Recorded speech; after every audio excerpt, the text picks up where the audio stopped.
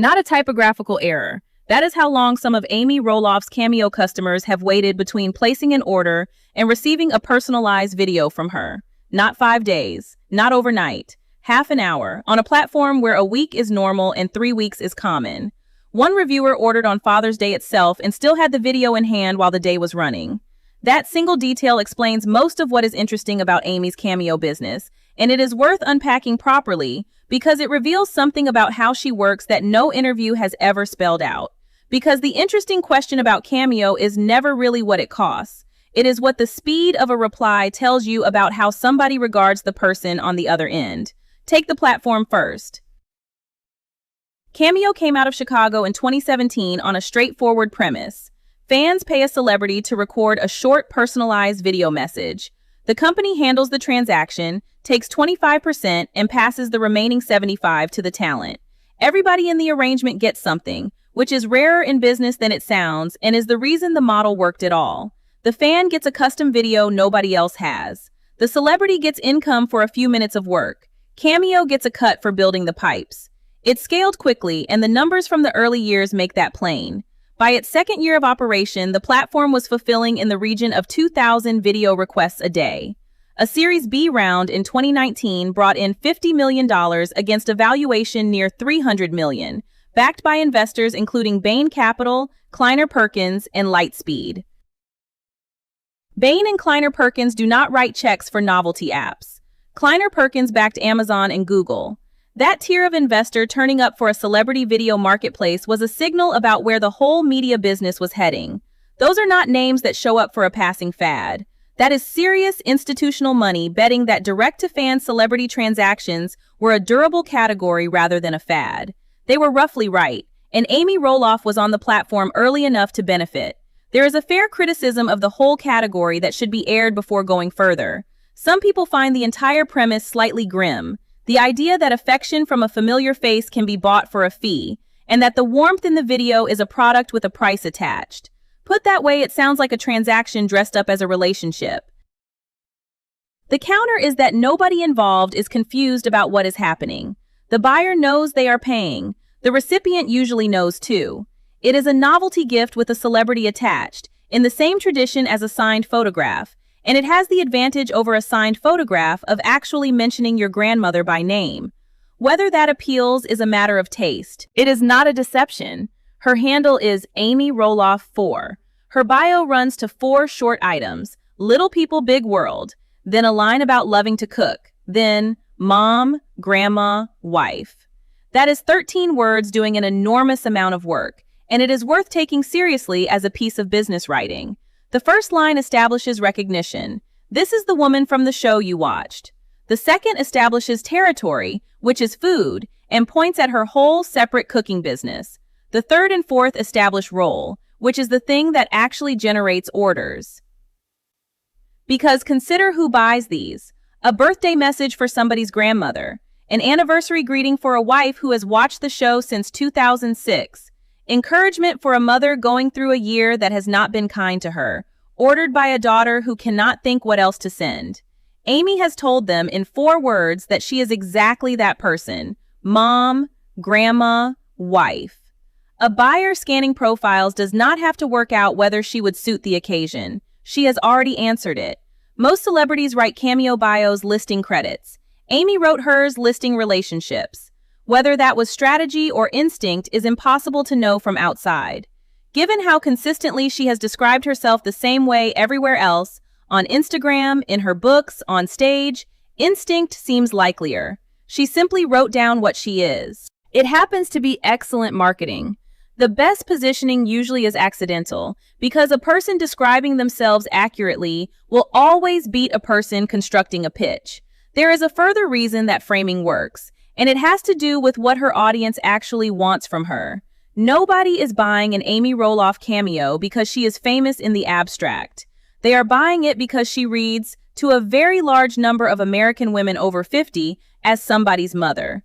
She has been visibly one for 18 years, cooking, worrying, hosting Christmas, getting divorced, starting again at 54, becoming a grandmother 8 times over.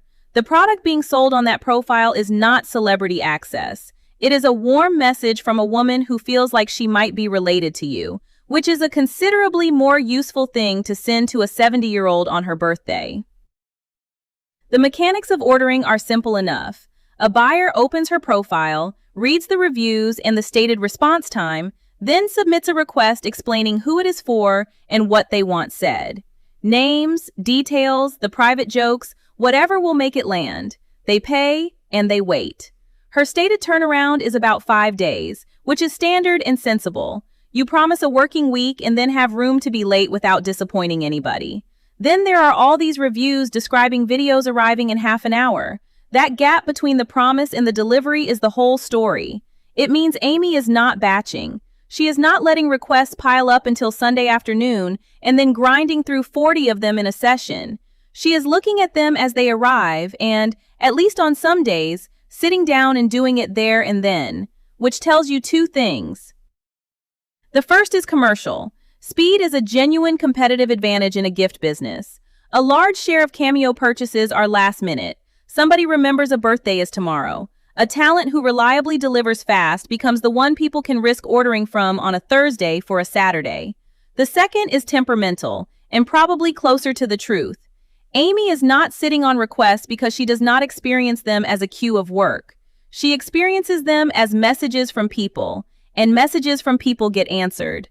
That is consistent with everything else about how she operates. She replies in her own comments. She posts through the hard parts of her life as they happen. She is not somebody who maintains a professional distance from her audience, and Cameo simply attaches a price to a thing she was already doing. The reviews reflect that. The recurring themes are warmth, sincerity, and a sense that she has actually read the request rather than skimming it for a name.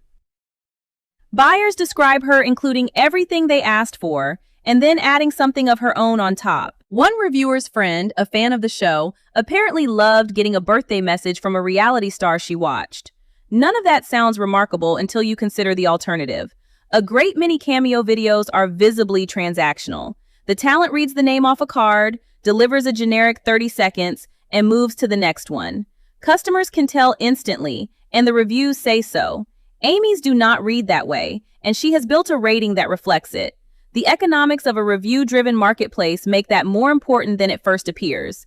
Nobody browsing Cameo knows any of these people personally. All a buyer has to go on is a price, a photograph, and what previous customers said. Which means the reviews are not decoration. They are the entire sales mechanism. A talent with warm, detailed 5-star reviews gets orders. A talent with 3-star reviews complaining about a generic 30 seconds does not, regardless of how famous they are. Amy has effectively been building that asset one video at a time for years, and it compounds. It is also worth registering how much emotional labor is inside a request that arrives with real information in it. Buyers do not send neutral briefs. They explain that their mother has been unwell, that their friend has just left a marriage, that the person receiving this has had a genuinely terrible 18 months and needs cheering up. Somebody sitting down to record 10 of those in an afternoon is absorbing 10 small pieces of other people's difficulty before speaking into a phone about it. That is not a hardship on the scale of actual work, but it is not nothing either. And a talent who treats each one seriously is spending something that a talent reading names off a card is not. Now the money, because that is what people actually want to know, and the honest answer is smaller than they expect. Cameo pricing across the platform runs from about $5 for a barely known personality to around $3,000 for a genuinely major name. Snoop Dogg has sat at the top end. Reality personalities generally sit in the middle of that range, somewhere between a couple of tens and a couple of hundreds. Amy's exact price has moved around over the years with demand and with whatever promotions the platform is running. She has kept it at a level ordinary fans can actually reach, which is a deliberate positioning choice and probably the right one. Price a Cameo at $400 and the orders stop. The buyers for this product are people spending gift money, not collectors. Run some arithmetic on it. Suppose $50 a video and 5 orders in a week. That is $250 gross. Cameo takes its quarter, and Amy is left with something under $200. Across a year, that is somewhere close to $10,000. That is not transformative money for a woman whose net worth has been reported in the millions. It is a nice supplementary line, earned for perhaps an hour or two of actual recording a week. But 5 orders a week is almost certainly the floor rather than the average. Gift giving is seasonal and clustered. Mother's Day, Father's Day, graduation season, Christmas. Through those windows, the volume climbs sharply, and 15 or 20 videos in a week is entirely plausible for somebody with her recognition. The real point is not the total, it is the shape of the business. Look at what it costs her to produce one. No inventory, no manufacturing, no shipping, no packaging, no returns, no staff, no premises. She picks up a phone, spends a couple of minutes reading the request, records, and uploads. The marginal cost of producing the next unit is essentially zero, which is a property almost no business has, and which economists get excited about for good reason. Every additional order is close to pure margin. Compare that with her cookbooks, which require printing, distribution, and retail relationships. Or her fudge, which has ingredients, packaging, and postage. Or her speaking work, which requires travel and days out of her calendar. Cameo is the cleanest revenue line she has, by a considerable distance. There is a limit to that advantage worth stating, because zero marginal cost does not mean infinite scale. The constraint is her. A cookbook can sell 10,000 copies while she sleeps. A Cameo video requires her, specifically, to sit down and speak. Double the orders, and you double the hours. Which caps the whole thing. There is a ceiling on how many personalized videos one woman in her 60s can record in a week before it stops being pleasant and starts being a job she resents. Every business built on a person's direct attention has that ceiling. It is why the smart ones treat it as one line among several rather than the main event. There is a second structural advantage, which is that the business runs entirely on fame she already possesses. Amy is not building an audience. She has 2 million people on Instagram and more than 200,000 on TikTok, accumulated across 18 years on television. She does not have to persuade anybody she is worth paying to hear from. Cameo did not create her value. It just supplied the invoicing. That is the actual insight in the modern creator economy, and Amy is a clean example of it. Reality television used to be a job you had until the network stopped calling. Now the show is essentially a customer acquisition exercise. It hands a person an audience, and the audience is the asset. The show ended. Amy did not need it to continue because the audience it handed her did not leave with it. That shift has been underappreciated even by the people living through it. For decades, the deal was straightforward. A network made you famous, paid you while the show ran, and owned the relationship with the audience. When it ended, so did you. The platforms broke that. An audience that follows a person rather than a program belongs to the person. They come with her to Instagram, to TikTok, to a cookbook, to a speaking engagement, to a website selling fudge. TLC gave Amy Roloff 18 years of exposure and then stopped. The 2 million people who followed her out are the actual asset, and no network has any claim on them. She now runs a portfolio, cookbooks, speaking engagements, which she is booked for at genuine corporate rates, her cooking content and the business built around it, brand partnerships, occasional television, and Cameo. No single one of those makes her rich. Together, they constitute a functioning company with one employee. Cameo occupies a particular slot in that mix, and it is worth being precise about which one. It is the low-effort, high-margin, always-available line. It requires no scheduling, no travel, no commitment to be anywhere at any time. It fits in the gaps of a day. For a woman in her 60s who has already worked out that her time is the scarce resource, that combination is close to ideal. It is also the most durable line, which is not obvious. Cookbooks go out of print. Brand partnerships end when a marketing director changes jobs. Speaking bookings depend on conference budgets, which are the first thing cut in a downturn. Television is entirely outside her control and always was. A personalized video business depends on nothing except her continuing to be recognizable and continuing to be willing. Both of those are hers to decide. At 63, with the show finished, that is a meaningful kind of independence. There is one more thing about it that is easy to overlook, and it may matter more to her than the money. Every Cameo video goes to a named individual. She learns who they are, what the occasion is, and often something about what they are going through. Somebody is turning 90. Somebody has finished treatment. Somebody's mother watched the show every week and is having a hard year. That is not performing to an audience. That is contact with one person at a time, which is a very different experience from broadcasting. Amy spent 18 years being watched by millions of strangers she would never meet, most of whom formed detailed opinions about her marriage without ever speaking to her. Cameo lets her do the opposite, speak to exactly one person, by name, about something that is actually happening in their life. For somebody built the way she is, that is not a side effect of the business. It is quite possibly the reason it has lasted. Looking at it in 2026, the operation continues. The requests come in, the videos go out, some of them within the hour. The 5-star reviews accumulate. If Cameo thrives, Amy benefits. If it declines, or the whole category cools the way novelty markets tend to, she has enough other lines running that she would barely register the loss.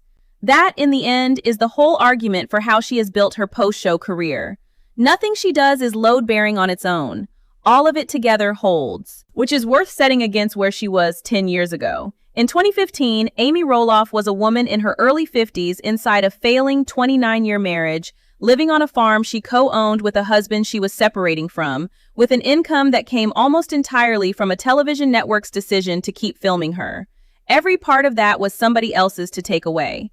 Now the marriage is a different one, the house is hers, and the income arrives from perhaps 6 directions, none of which requires anyone's permission. One of those directions is a woman with a phone in Oregon, recording a birthday message for a stranger's grandmother, and getting it back to them within the hour.